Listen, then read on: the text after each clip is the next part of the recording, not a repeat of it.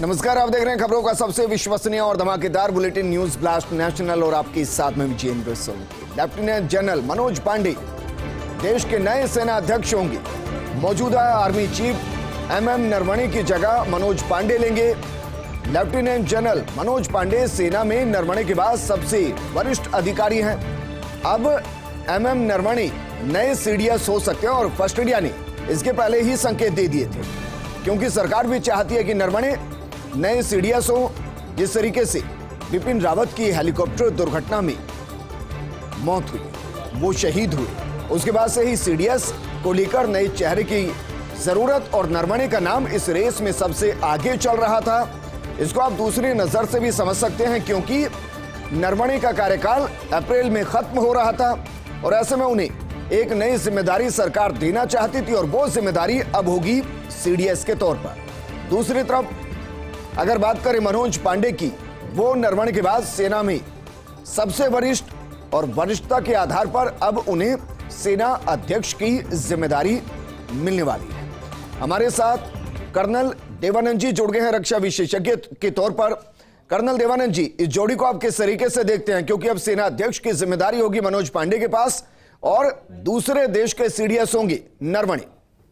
जी विजेंद्र जी, सबसे पहले तो मैं इस फैसले का स्वागत करना चाहूंगा। एक भूतपूर्व सैनिक होने के नाते, देश का नागरिक होने के नाते, एक जागरूक नागरिक होने के नाते, क्योंकि ये जिस प्रकार का, जैसे हम सब जानते हैं कि भारतीय सेना के जो ट्रेडिशंस हैं और भारत सरकार जिस प्रकार से सेना के अंदरूनी मामलों में पॉलिटिकल इंटरफेरेंस नहीं होता है और ये सेना के ही तरीके से जिस प्रकार से पांडे साहब को चीफ की नियुक्ति की जो बात आ रही है, वैसे हमें पता था क्योंकि सीनियर वही हैं और जो एक सिस्टम से उन्हीं को आगे आना था, तो वो बधाई के पात्र हैं। भारत सरकार भी बधाई की पात्र है। और इसके साथ साथ जो एक अच्छी चीज देखने में आई है कि जब से बिपिन रावत साहब का देहांत हुआ है और उसके बाद हमारा सीडीएस का जो चेयर है वो अभी तक ऑफिशिएट नारायण साहब कर रहे थे, और क्योंकि नारायण साहब अब जैसा उम्मीद क्लैरिटी हो गई है कि वो अगले सीडीएस होंगे, तो मैं इसको इस नजर से देखता हूं कि एक तो कंटिन्यूटी रहेगी, क्योंकि नारायण साहब और जनरल रावत साहब एक साथ मिलकर के जो भी अपने कंट्री के डिसीजंस थे, जो भी प्रोजेक्ट्स पे वो काम कर रहे थे, मैं मानता हूं इनकी सबसे ज्यादा उसमें पकड़ रहेगी, जो देश के लिए अच्छा रहेगा और एक संदेश भी बहुत साफ जाएगा। सर, मनोज पांडे जी के बारे में भी आपसे जानकारी चाहेंगे, क्योंकि जिस तरीके से उन्होंने ऑपरेशन विजय हो या फिर ऑपरेशन पराक्रम हो सक्रिय भूमिका निभाई, इसके अलावा भी कई उन्होंने महत्वपूर्ण काम किए, जैसे कि उत्तर पूर्व में काउंटर इंसर्जेंसी ऑपरेशन क्षेत्र में एक कोर टीम की तैनाती की कमान संभाली थी। इसके अलावा भी बहुत सी चीजें थी। देश उनके बारे में भी जानना चाहता है।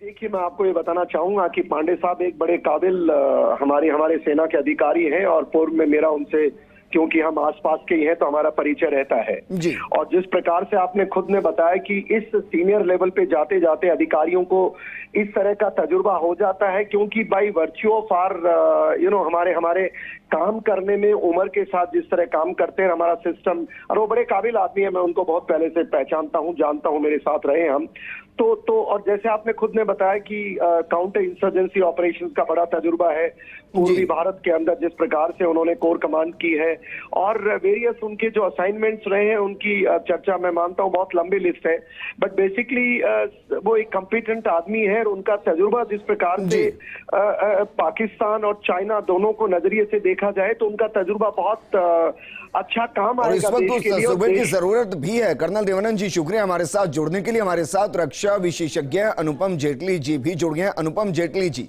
एक और जोड़ी देश के सामने, सेना अध्यक्ष के तौर पर मनोज पांडे जी और सीडीएस के तौर पर नरवणे जी मुमकिन हो सकते हैं। इस जोड़ी को आप कैसे देखते हैं उस दौर में जब रूस और यूक्रेन में जंग छिड़ी हो, चीन अपनी राजनीति कर रहा हो, श्रीलंका में अस्थिरता हो, पाकिस्तान में सत्ता परिवर्तन हुआ हो? विजेंद्र जी नमस्कार। इस समय बहुत जरूरी है कि हिंदुस्तान में फौज की कमान ऐसे लोगों के हाथ में रहे जो बहुत ज्यादा अनुभवी हैं और जिनका लड़ाई के खाली युद्ध के क्षेत्र में नहीं, जवानों की देखभाल में और उनका मनोबल बढ़ाने में बहुत बड़ा हाथ और सहयोग रहा सारी सर्विस के अंदर। जी, नारावने जी ने ये प्रूव किया है चाहे वो हमारा पाकिस्तान की सीमा हो या line of actual control China के साथ हो, जहां हमारा पिछले 2 साल से काफी गहमा गहमी चल रहा है, उन्होंने प्रूव किया है आर्मी के चीफ होते हुए कि वो सख्ती से इन चीजों से निपट सकते हैं। जी। दूसरी बात, जो नए चीफ बनने के जनरल पांडे की खबर है, वो कोर कमांड कर चुके हैं, वो आर्मी कमांडर रहे हैं और इंसर्जेंसी क्षेत्र में उन्होंने बहुत अच्छी तरह अपनी जो छोटे स्तर की कमांड है और यूनिट की कमांड है संभाली है। सर शुक्रिया हमारे साथ जुड़ने के लिए। ये जोड़ी वाकई में देश के लिए महत्वपूर्ण थी।